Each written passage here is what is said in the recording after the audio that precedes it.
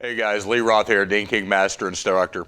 So in talking to a bunch of my online students and students in general and guys in the industry, one of the videos that we hadn't done yet was actually the mechanical setup of the mechanics behind addressing a dent and where we're placing the rod and actually being able to see from a couple of different angles at the same time while we're pushing a dent. So we went ahead and set this up. So we've got this general camera here that's going to be on me from the outside, and then we have another camera right over here, my shoulder here, that's actually going to give you a similar point of view from my vision to what the dent looks like as I'm repairing it. This way you can kind of compare the difference, see how I'm repairing the dent in the dent, but then also see what I'm doing from over there as to how I'm setting up and the rod that I'm using and how I'm using my leverage point. So I've got a small dent right here. It's about quarter size dent in the hood of this car. I'm addressing it from the right hand side, so I'm coming in from the right hand side of the dent, and I'm going to maneuver my tool tip right over to the center of that dent, which is the deepest point, and gently start massaging that dent up, making sure I'm addressing the deepest points after each push.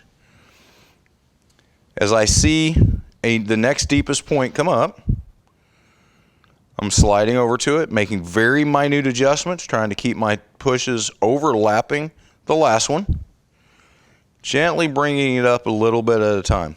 Now, currently I'm using a somewhat blunt tip tool. It's got a rounded ball tip on it.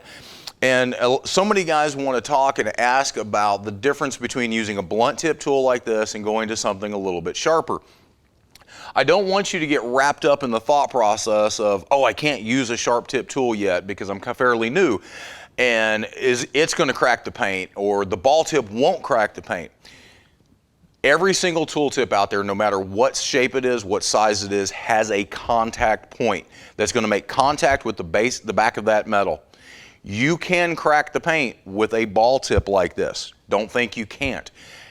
It does dissipate the pressure a little bit more than obviously what a sharp tip tool is, but it's so imperative that you learn that pressure and be able to rein your pressure in and control the pressure based on what the metal needs for you to push it, okay? So I'm gonna switch to a different rod real quick and actually finish this off with a little bit sharper tip tool just to show you how it's going to look.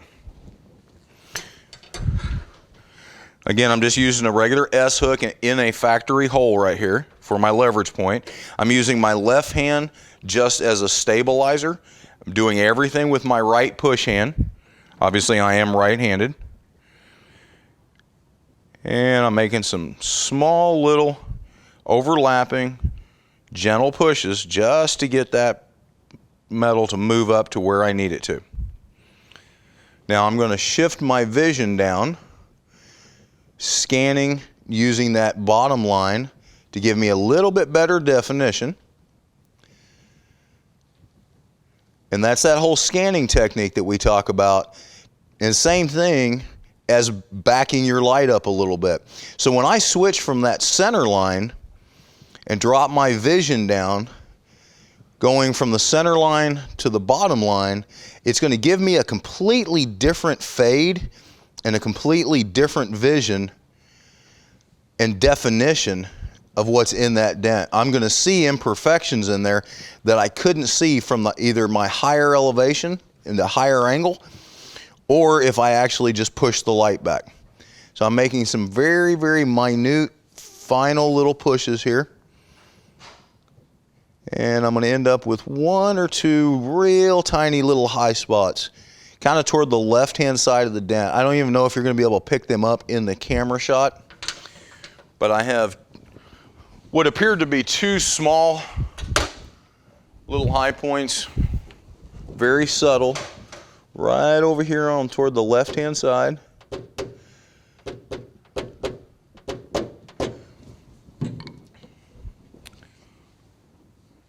And there we go. Well, I hope this helps. I hope you enjoyed it. Please reach out to us if there's any other questions that you have. We can always add these videos in. We'll make more videos for you. Take care. We'll see you soon.